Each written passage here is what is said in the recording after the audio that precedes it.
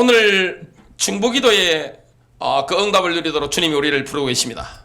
우리에게는 누구나 기도가 필요합니다. 또 나와 관계된 사람들에게 우리의 중보기도가 필요합니다.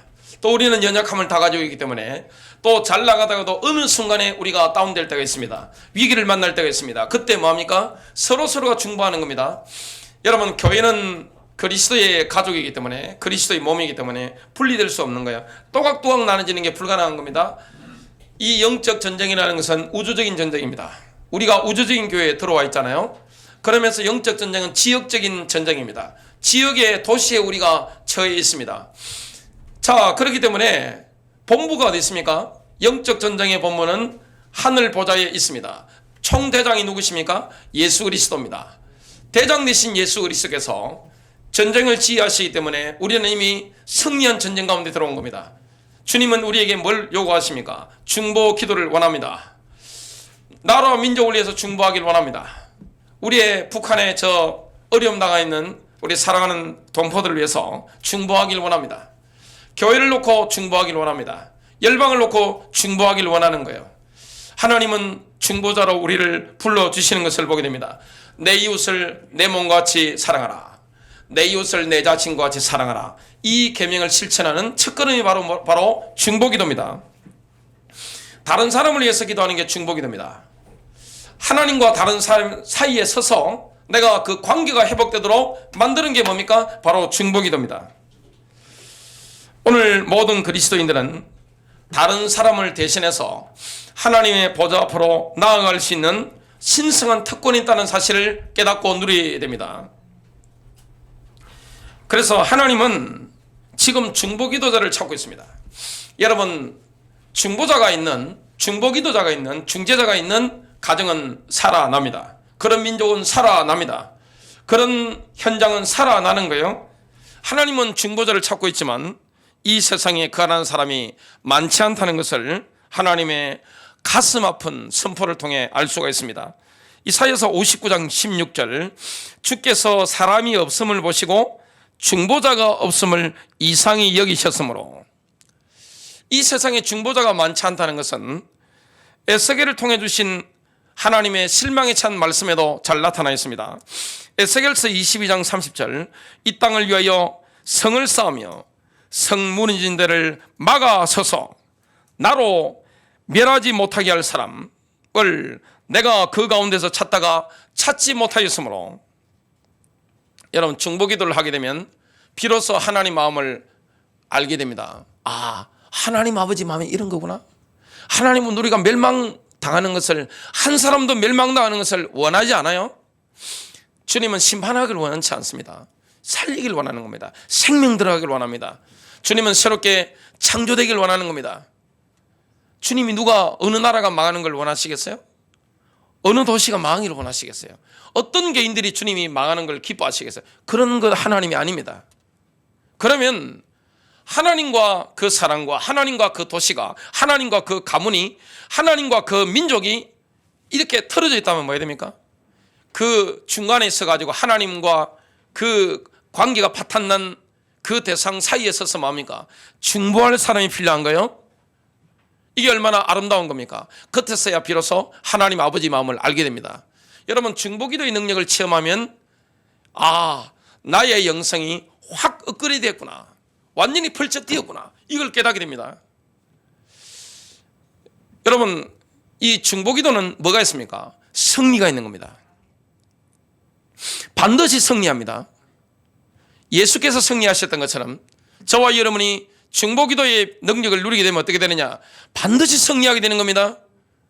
주님은 승리를 약속하신 겁니다. 여러분, 중보기도 하면 다른 사람의 아픔을 성령 안에서 진정으로 공감하게 됩니다. 감성이 살아나는 거예요.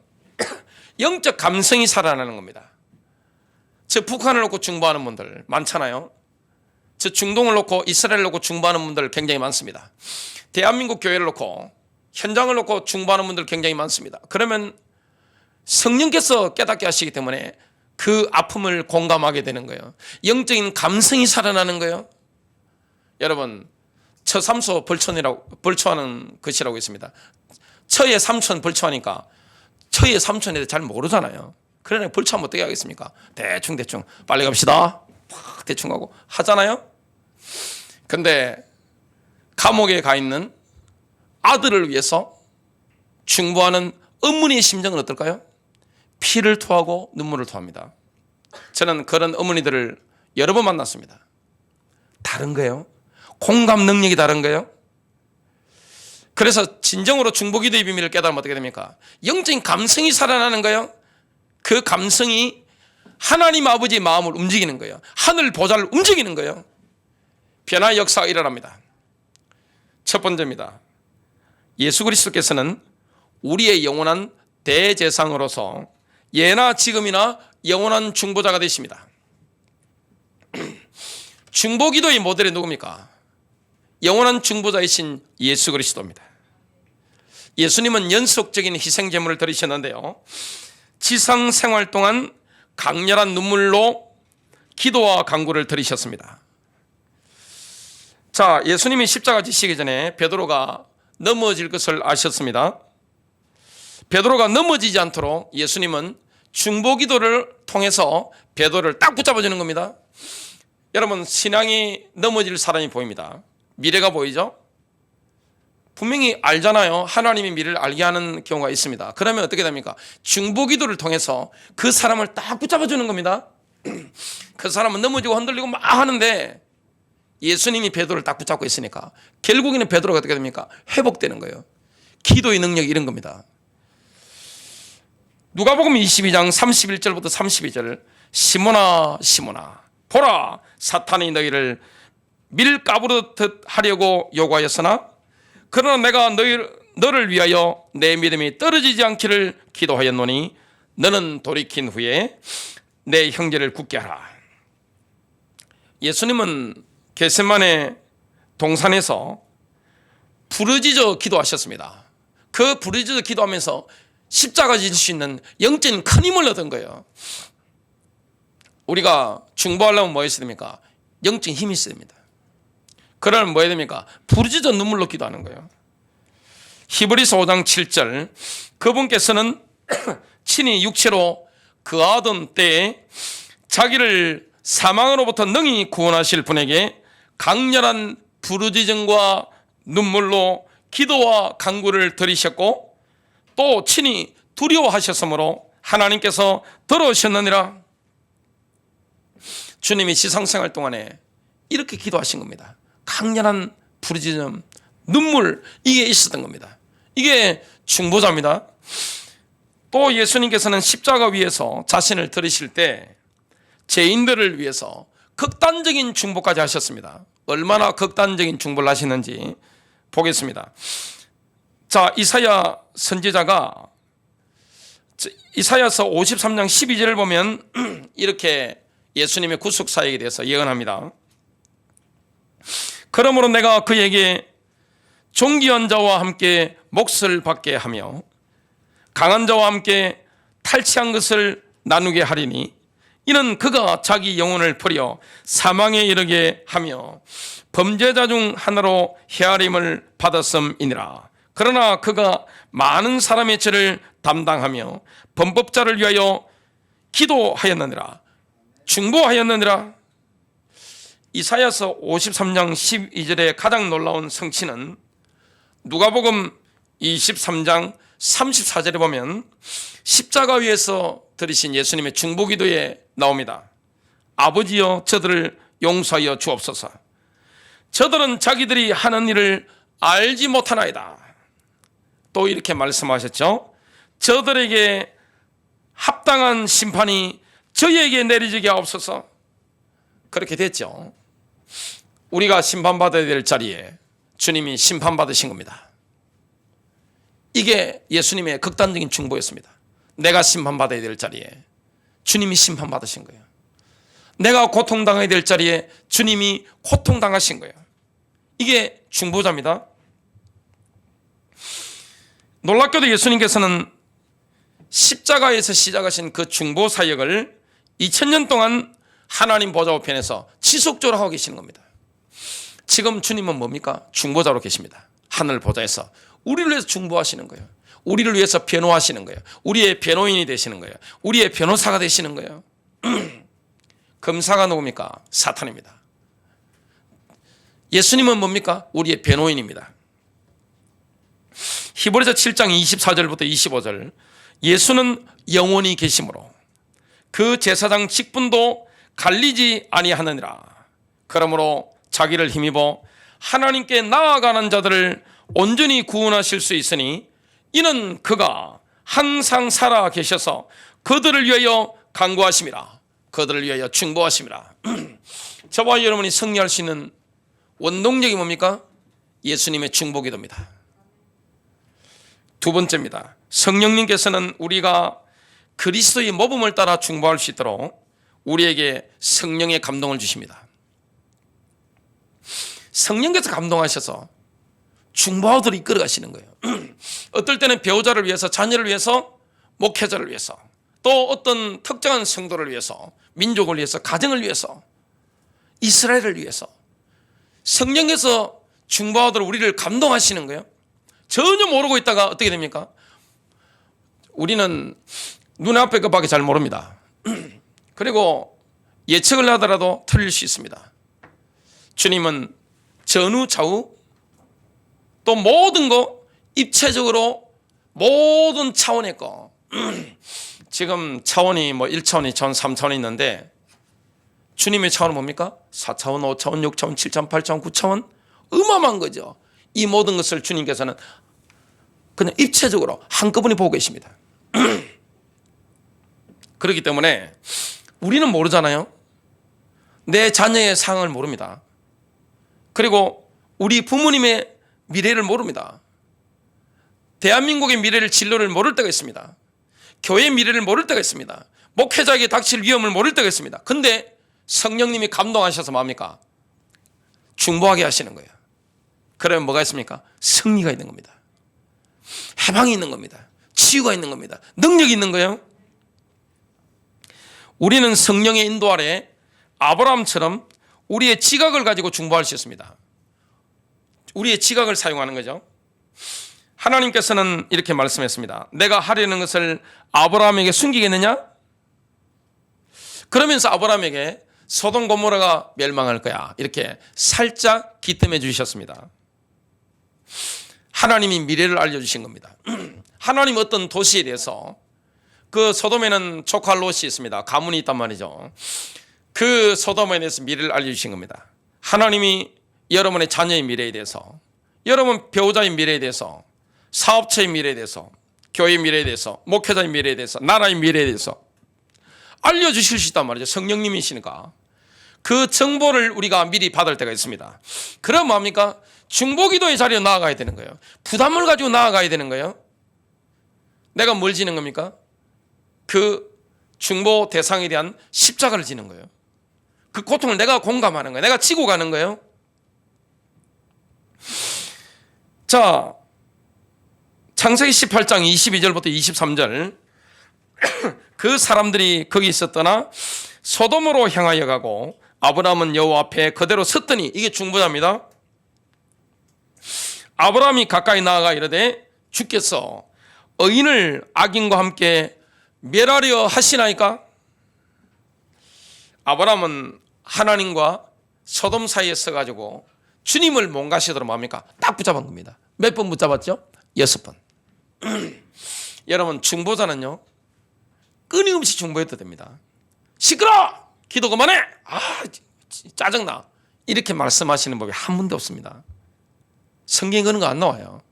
그래, 내 마음을 너가 안 해? 내 찢어지는 마음을 너가 정말 공감하는구나. 주님이 중보자의 그 눈물에 뭡니까? 같이 우시는 겁니다. 이게 중보자입니다. 우리 하나님 아버지께서 사랑이신데 자, 구약 성경, 신약 성경을 보면 하나님 사랑이시잖아요. 누가 자식이 망한 걸 바랍니까? 어떤 도시가 망하는 걸 어떤 하나님이 원하십니까? 여러분, 어떤 개인이 망하는 걸 주님이 기뻐해요? 그런 거 없습니다. 그래서 중보자가 미래에 대한 정보를 알고 중보하면 그 눈물을 흘릴 때, 그 아파할 때, 공감할 때 주님이 그걸 너무 기뻐하는 겁니다. 시끄러워. 아, 짜증나. 내 결정한 거야. 이렇게 말씀하시는 법이 없어요. 6번이나 끈질기게 매달렸습니다. 결국 소돔 고모라가 의인 10명이 없어서 망합니다. 그때 하나님은 아브라함의 중보기도 때문에 롯을 건져내시는 겁니다. 이게 바로 중보기도입니다. 또한 우리는 성령의 감동으로 한나처럼 신음하고 탄식하면서 중보할 수 있습니다. 여러분, 한나 시대는 뭡니까? 사사시대입니다. 사사시대예요. 전부 자기 마음대로 하고 우상숭배가 극도로 일어나는 그런 시대였습니다. 하나님이 그 이스라엘 향해서 마음이 어떻겠어요? 막 애통하시는 거죠. 신음하시는 거죠. 막 탄식하시는 거죠. 그 하나님의 마음을 그대로 표현한 인물이 나옵니다. 성령의 감동으로. 그게 바로 한나입니다. 그 시대를 놓고 탄식한 거예요. 신음한 거예요.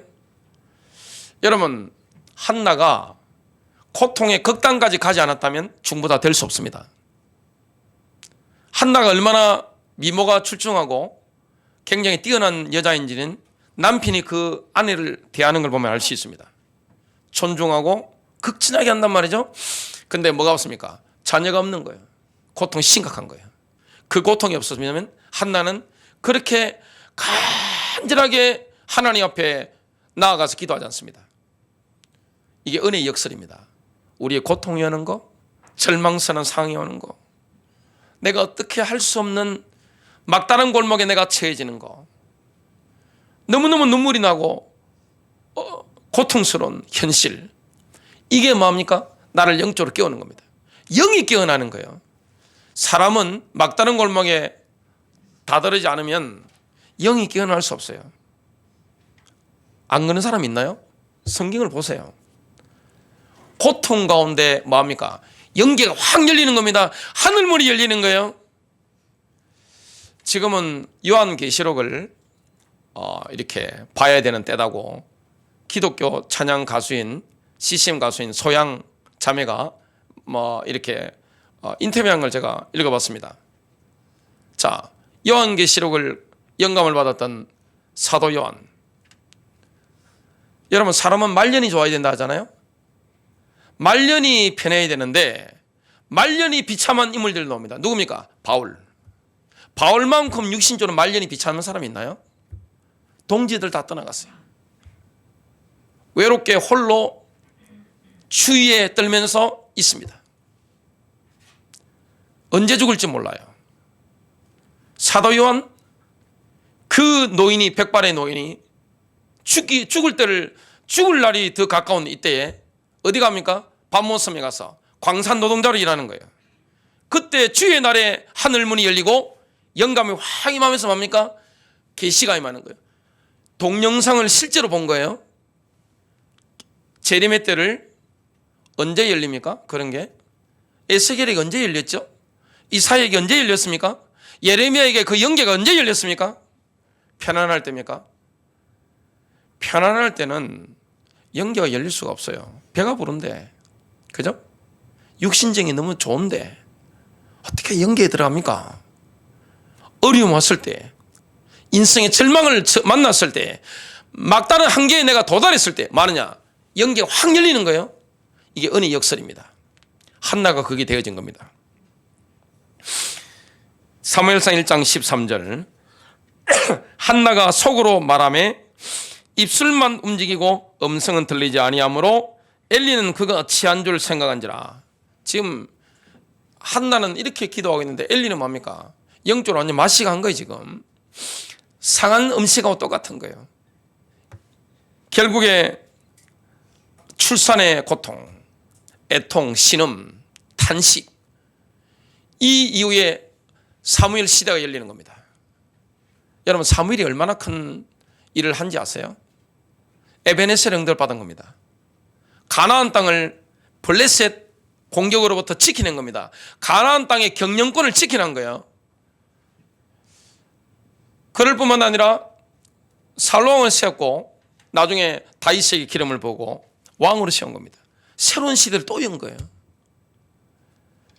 이런 응답을 받게 된 겁니다. 한나의 기도 때문에. 또한 우리는 성령의 인도와 지도 아래 바울처럼 영으로 중보할 수 있는 겁니다. 우리의 지각으로 중보할 수 있는 게 있지만 우리가 남의 사정을 다 모른단 말이에요. 내가 중보해야 되는 그 대상과 민족과 거기에 대한 내가 정보가 없을 수 있습니다. 전혀 모를 수 있습니다. 근데 성령님이 아시니까 영으로 막 중보하게 합니다. 이때는 뭐가 나옵니까? 대부분 방언기도가 나옵니다. 방언으로 나도 모르게 막 한단 말이죠. 애타는 마음으로 막 한단 말이죠. 자, 왜 그렇습니까? 로마서 8장 26절, 이와 같이 성령도 우리의 연약함을 도우시나니, 우린 연약합니다. 모든 걸 알 수가 없어요. 우리는 마땅히 기도할 바를 알지 못하나 오직 성령이 말할 수 없는 탄식으로 우리를 위하여 친히 간구하시느니라. 우리가 영으로 하는 기도는 지각으로 하는 기도가 아닙니다. 성령에 이끌림 받아서 영으로 막 하는 거예요. 바울은 방언으로 기도할 때 그 기도하는 것이 자신의 영이라고 말했습니다. 고린도전서 14장 14절, 내가 만일 방언으로 기도하면 나의 영이 기도하거니와. 다르게 번역한 성경은 이렇습니다. 내 안에 계신 성령으로 인해 나의 영이 기도하거니와. 내 안에 계신 성령으로 인해 나의 영이 기도하거니와. 이게 방언기도입니다. 이건 방언이라는 것은 나의 영이 내 혀를 주장하는 겁니다. 다른 것은 그게 불가능해요. 지금 시대는 다른 것은 나의 영을 통해서, 혼을 통해서 내 몸으로 다 나가는데, 이 방언기도는 뭡니까? 나의 영이 나의 혀를 붙잡고 직접 막 해버리는 겁니다. 그래서 이 바울의 영적 파워를 한번 보세요. 지옥의 영들이 막 벌벌 떠는 겁니다. 여러분, 구약에 보면 다니엘의 중보기도가 얼마나 강력했던지 벌벌 막 뜨는 거예요. 제국의 영들이 막 벌벌 떠는 거예요. 바울의 중보기도가 얼마나 강력했던지, 교회들을 위해서 기도하는 게 얼마나 강력했던지 지옥의 권세 벌벌 떠는 거예요. 그리고 바울은 자기를 위해서 교회들을 보고 중보기도 해달라고 그랬습니다. 모든 교회를 향해서. 그 때문에 나에게 능력이 나타나는 거다, 은사가 나타나는 거다, 그 이야기들을 서신서에 쫙 하는 걸 보게 됩니다. 그러니까 바울 사에게는 어마어마한 영적인 권능들이 나타났습니다. 마지막 큰 세 번째입니다. 성령의 기름 부음이 넘치는 사람의 중보기도는 하늘 보좌를 움직입니다. 누구의 기도가 하늘 보좌를 움직입니까? 성령의 기름 부음이 넘치는 사람. 여러분, 성령 충만이죠. 성령 충만이 지속되는 사람 특징이 뭡니까? 회개가 있습니다.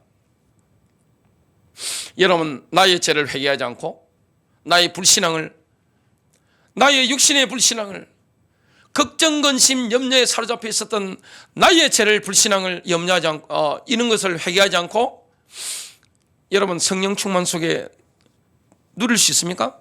불가능한 겁니다. 여러분, 정결함이 없는데 어떻게 성령 충만이 지속됩니까?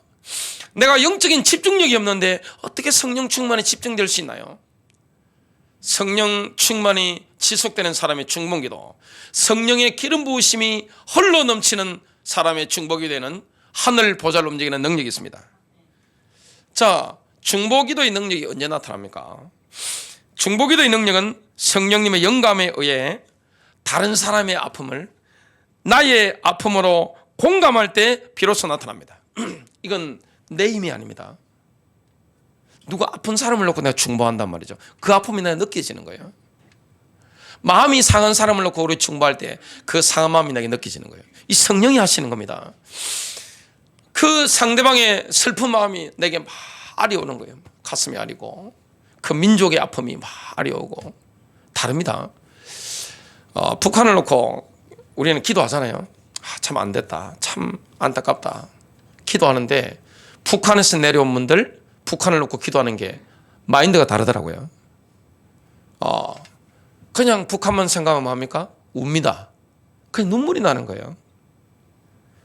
그리고 이 시대 청소년들 놓고 중보하는 분들, 대학생들 놓고 중보하는 분들 많습니다. 청년들 놓고 중보하는 분들 많습니다.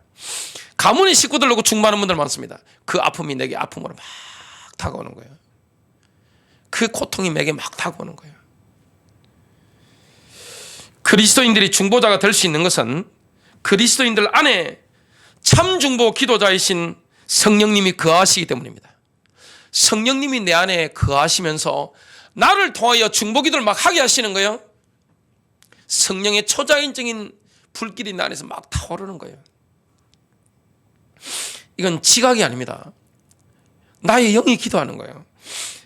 로마서 8장 26절, 이와 같이 성령도 우리의 연약함을 도우시나니 우리는 마땅히 기도할 바를 알지 못하나 오직 성령이 말할 수 없는 탄식으로 우리를 위하여 친히 간구하시느니라.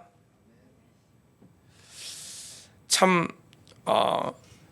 여러분, 우리의 몸이 뭡니까? 성전입니다. 성전 관리 잘 하시기 바랍니다. 요즘 코로나 때문에 방송을 잠깐 봤는데 우연히 봤습니다. 코로나 때문에 움직이지 않잖아요. 그냥 방에 있는 게 뭐 최고다 싶어가지고 방에서 그냥 라면 끓여 먹고, 라면이 그렇게 많이 팔린답니다. 요즘 라면 끓여 먹고 뭐 아이스크림 맛있게 먹고 편안하게 이렇게 뭐 이렇게 하는 분들이 굉장히 많더라고요. 그러니 뭘 안 합니까? 운동 안 하니까 근육이 풀려가지고 근육이 풀린답니다. 나중에 되면 근육 풀리면 보통 문제가 아니잖아요. 자, 성경 관리 잘해야 됩니다. 우리가 몸 관리 잘해야 됩니다. 많은 분들이 영혼육을 분리시키는데 영과 혼과 육은 하나입니다. 여러분, 몸에 체력 약해 보세요. 마음 약해집니다. 멘탈 약해집니다. 저는 소설가 김훈씨 이런 분들이 열심히 소설 쓰기 위해서 막 이렇게 자전거 열심히 타더라고요. 굉장히 잘하는 거라 생각합니다. 돌아가신 빌리 그램, 그분은 복음 전도자시죠. 대형 집회 앞두고 뭐 하느냐, 등산을 하더라고요. 높은 산을 막 산악 등반을 막 하면서 체력을 키우고, 밤에는 뭐 하느냐, 그냥 미친 사는 사람 막 책을 보고 막 공부하는 거예요. 여러분, 영혼육은 하나입니다. 여러분, 체력 떨어져 보세요. 영빨 떨어집니다. 그런 사람이 뭘 할 수 있습니까? 체력 길러야 됩니다. 음식, 공기, 운동, 땀 흘리는 거 너무 중요한 거예요. 혼자인 거 너무 중요한 거예요. 관리가 같이 되어야 됩니다. 왜 그렇습니까? 성령이 우리 안에 거하시는 겁니다. 미국 대통령이 있는 곳이 백악관이죠. 대한민국 대통령이 계신 곳이 청와대입니다. 성령님이 거하시는, 성령 하나님이 거하시는 곳이 뭡니까? 성전인 거예요. 우리 몸의 성전이자 교회인 거예요. 그 내 안에 계신 성령께서 초자연적으로 막 역사하는 거예요. 그게 나의 모든 걸 맡기는 겁니다. 성령님, 나를 통하여 마음껏 기도하여 주시옵소서. 이게 막 탄식이 막 나오는 거예요. 영으로 막 기도하는 거예요. 자, 또 중보기도의 능력은 누구에게 나타날까요? 진짜 그리스도와 함께 십자가에 못 박히는 삶이 지속될 때 비로소 나타납니다. 여러분, 중보가 제대로 되려고 하면 성령님께서 우리를 어떻게 인도하실까요? 먼저 우리에게 있는 모든 세상적인 것들을 밑바닥부터 깨끗하게 청소해 나갑니다. 더러운 것들, 탐욕들, 맹의심, 이기심, 미움 다툰 시기 질투, 이런 것들을 뭡니까? 싹 정리하는 겁니다. 태풍이 치는 거죠. 태풍이 치면 바닷속에 한번 정리된다 하잖아요. 성령님은 우리를 중보기도자로 만드시기 위해서 뭡니까? 영적인 태풍을 확 일으키는 겁니다. 쓴뿌리들, 나의 상처들, 자기 만족을 추구하는 삶들, 하나님보다 배우자나 자식을 먼저 사랑하는 이런 마음들, 과도한 육신적인 정욕들, 이런 걸 뭡니까? 다 정리하시는 겁니다. 하나님의 은혜입니다. 돈을 사랑하고 싹 정리하는 겁니다. 그렇지 않고는 진정한 중보기도자가 될 수가 없는 겁니다. 모세를 보십시오. 왕궁의 영광을 버리고 노예 백성과 함께 같이 인도받는 길을 택했습니다. 고통을 택한 거죠. 이사야는 왕족이었습니다. 그런데 이스라엘에게 경고를 바라기 위해서 3년 동안 벌거벗은 채 맨발로 다녔습니다. 그런데 아무도 미쳤다고 생각하지 않았습니다. 왜냐? 이사야가 누군지 아는 거예요. 또 호세아를 보십시오. 하나님께서 이스라엘의 남편이신데 창녀 부인을 다시 받아들이길 원한다. 이걸 말로 해서는 안 들으니까 뭐합니까? 몸으로 보여준 겁니다. 삶으로. 창녀와 결혼한 겁니다. 참 이게 이 보통 일이 아닌 거죠. 다 중보자들입니다. 예레미야는 포로생활의 공포와 비극이 이렇다. 이걸 경고하기 위해서 결혼을 하면 안 되도록 하나님으로부터 지시를 받았습니다. 에스겔은 자신이 사랑했던 아내가 죽었는데 눈물을 흘리면 안 된다는 지시를 받은 거예요. 야, 어떻게 이런 일이 있을 수 있습니까? 이게 중보자인 겁니다. 바울의 몸은 성령을 통하여 이방인들에게 복음을 전해주는 산제물이 됐습니다. 나중에는 자신의 불멸의 영혼까지 제단의 제물로 드렸습니다. 이 바울이 이방인의 사도였지만 자기 동족에 대한 그 중보와 그 애타는 마음을 한번 들어봅시다. 로마서 9장 3절 나의 형제 곧 골육의 친척을 위하여 내 자신이 저주를 받아 그리스도에게서 끊어질지라도 원하는 바로라. 여러분, 요한 웨슬레가 타락해 가는 영국을 위한 중보자였습니다. 중보자 같은 말이죠. 영국을 살렸습니다. 프랑스 혁명이 일어나가지고 지금 도부해협을 막 넘어오려고 하는데 영국에서는 뭐가 일어난 겁니까? 영적인 태풍이 웨슬리를 통해서 이 휘필들을 통해서 확 일어나 버리니까 어떻게 됩니까? 영국이 정화돼 버리니까 혁명이 들어올 수가 없는 거예요. 영국을 구한 거예요.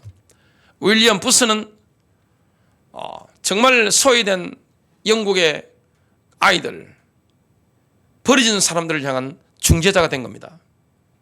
이렇게 되는 겁니다. 그 고통을 내가 느끼는 것이고 내가 십자가를 지는 겁니다. 내가 중보하는 사람의 그 고통을 내가 짊어지는 거예요. 예수님처럼. 그리고 구약의 선지자들처럼, 바울처럼, 요한 웨슬리처럼 그렇게 하는 겁니다. 민족의 아픔을 나의 아픔으로 느끼는 겁니다. 다른 사람의 슬픔을 내 슬픔으로 느끼는 겁니다. 누가 그렇게 하는 거죠? 내 안에 계신 성령님이 내 안에 계셔서 초자연적인 성령의 불길이 막 타오른단 말이죠. 그럼 어떻게 됩니까? 그 아픔을 내가 느끼면서 내가 신음하고 탄식하고 내가 눈물을 흘리고 그 고통을 내가 짊어지는 거예요. 이건 뭐하고 똑같으냐? 범죄한 아들이 감옥에 있는데 어머니가 울면서 애통해하는 것 같은 겁니다. 그게 중보입니다. 진정한 중보입니다. 그냥 머리로 그냥 인사세례로 중보합니다. 이런 차원이 아니에요 지금. 그래서 기도라는 것은 관현악단, 오케스트라 안에서 나의 악기를 연주하는 것 같습니다. 뭐가 있죠? 바이올린, 첼로, 플룻 같은 이런 악기들이 있습니다. 그런데 중보라고 하는 이 악기는, 기도의 악기는 굉장히 다루기 힘든 거예요. 그리고 영적으로 성숙하지 않으면 참 이거 중보를 한다는 게 거의 어렵습니다. 정말 중보의 기도자가 됐다는 것은 진짜 예수쟁이 된 겁니다. 여러분, 중보자는 교회에서 존경받아야 됩니다. 중보할 수 있는 사람, 남의 아픔을 나의 아픔으로 공감하고 영적인 감성이 살아있어서 눈물 흘리는 사람, 아들을 위해서 눈물 흘리는 사람, 딸을 위해 눈물을 흘리는 사람, 그리고 하나님을 떠나버린 민족과 도시를 위해서, 교회를 위해서 눈물을 흘리는 사람, 이런 분들은요 존경받아야 됩니다. 그런 분들이 교회 어른이에요. 정말 내가 없는 겁니다. 여러분, 중보자라는 존재는 나라는 게 없는 거예요. 어른이 된 겁니다. 비로소 영적으로 성숙한 거예요. 굉장한 비밀입니다. 이 비밀을 우리가 누리게 되는 겁니다. 그리고 중보기도의 능력이 언제 나타납니까? 제일 높은 단계가 뭡니까? 지금 제가 요 마지막 3대지는 노만 그룹이라고 전기작가가 있는데, 리저 하월저라는 이런 영국의 2차 대전 때 아주 탁월한 중보기도자가 있습니다. 제가 그 리저 하월저에 대한 전기를 1994년도에 사서 읽어왔는데, 제가 그 전에 제가 읽었던 책들 가운데 삼국지라든지 무협지 이런 거 재미있게 봤던 적이 있는데 그것보다 더 재미있는 거예요. 와, 제가 노만 그룹의 그 리저 하월저의 그 자선을 보는데 94년도에 제가 그걸 봤는데 1994년도에 막 심장이 뛰고 막 눈물이 나고 야 이런 게 중보기도구나. 그분이 누렸던 비밀이 중보기도입니다. 사실 중보를 할 수 있는 것은 영적으로 성숙한 겁니다. 쉽게 말하면 오케스트라 안에서 최고 레벨인 겁니다. 하나님이 그렇게 하시는 거예요. 성령님이 하게 하시는 겁니다. 똑같이 느끼게 만드는 겁니다. 그리고 그 아픔을 내가 짊어지는 겁니다. 고통을 내가 짊어지는 겁니다. 예수님이 우리의 모든 질고와 고통을 십자가에 짊어지고 극단적인 중보를 하셨잖아요. 그 심판은 나에게 오게 해달라고 바울이 그렇게 한 겁니다. 그게 된 겁니다. 그러니까 이런 분들은 어떻게 됩니까? 이런 중보자는 은혜 안에서 새로운 자리를 얻게 됩니다. 새로운 권위를 얻게 되는 겁니다. 그 대표적인 모델이 고아들의 아버지 조지 뮬러, 그 다음에 독일의 치유사역자던 그였던 볼로마르트 목사입니다. 여러분 고아들의 아버지 5만 번 기도 응답에 조지 뮬러에 대해서 알고 있습니다. 조지 뮬러는 치유에 대해서는 이게 뭐가 치유빨이 잘 안 받았대요. 한 번 치유 역사를 해놨대요. 근데 고아들을 위해서는 하나님 우유 필요합니다 하면 뭐 우유 싣고 가다가 자빠져 가지고 다 가지고 이거 다 하시잖아요. 한 번도 그냥 뭐 궁핍하게 산 적이 없는 거예요. 고아들을 위한 기도는 무조건 응답받는 거예요. 그냥 볼로마르트 목사는 병든 자를 위해서 중보 기도 자리를 받았는데 이 처음에 악령과 싸울 때는 18개월도 넘게 기도와 금식으로만 보냈습니다. 근데 승리가 온 겁니다. 끝까지 붙었는데 승리한 겁니다. 그 다음부터는 어떻게 됐냐? 소문이 날 거 아닙니까? 그 당시 뭐 카톡이 된지 뭐 영상이 없으니까 편지가 온단 말이죠. 볼로마르트 목사가 편지를 딱 보면 이 환자가 낫는 게 하나님 뜻인지 아닌지 바로 아는 겁니다. 그는 병든 자들을 위해서 중보기도의 자리를 얻은 겁니다. 그 권위를 얻은 거예요. 결론 맺습니다. 나는 몇 사람을 놓고 중보하고 있습니까? 그리고 나를 위해 몇 사람이 중보하고 있습니까? 여러분 몇 사람을 여러분 품고 중보하고 계세요? 어떤 민족을 품고 중보하고 계세요? 정말 중보합니까? 중보가 된다는 것은 성령의 역사로 말미암아 탄식이 올라오는 겁니다. 내 안에 똑같이 탄식하는 거예요. 중보가 된다는 것은 뭡니까? 그 사람의 짐을 내가 짊어지는 겁니다. 그죠? 어른이 된 겁니다. 어른이 된 거예요. 비로소 어른이 된 겁니다. 그리고 뭐합니까? 그 내가 중보하는 대상, 사람, 그 분야에 대해서는 뭡니까? 내가 그 자리를 얻어버리면 나의 기도는 무조건 응답되는 거예요. 이 비밀을 우리가 누리는 거예요. 찰스 피니에게는 다니엘 넷이라고 하는 중보 기도자가 있었습니다. 참 제가 보는데 놀랍다 싶었는데 이 다니엘 넷이는 48살에 피니의 집회를 위한 중보 기도자가 됐답니다. 목사님인데 아니 다른 목사님을 위해서 48살이나 돼가지고 피니를 위해서 부흥사였죠. 피니가 중보 기도자가 된 겁니다. 근데 피니가 집회를 인도하러 가잖아요. 전도다니까 순회를 미국 순회를 쫙 하면 벌써 3, 4주 전에 미리 그 도시에 가가지고 예관이나 여인숙 같은데 묵으면서 뭐 하느냐, 자기처럼 피니를 위해서 그 도시를 위해서 중보할 사람을 소수를 모집하는 겁니다. 거기서 뭐 하느냐, 밥도 안 먹고 계속 중보하는 거예요. 그러면 피니가 나타나잖아요. 3, 4주 후에 집회를 열면 어떻게 되냐, 집회 가운데 성령의 역사가 확 임하는 거예요. 피니가 얼마나 고마웠겠어요. 여러분 이런 중보자가 있다. 교회에 가장 소중한 사람이 누굽니까? 교회에 가장 존경받아야 되는 사람이 누굽니까? 이런 분들입니다. 교회에 가장 어른이 누굽니까? 이런 분들이에요. 넷시가 죽었는데 죽을 때 묘비명이 뭐냐면 두 가지입니다. 기도의 용사, 또 피니의 동력자. 승리하시기를 바랍니다.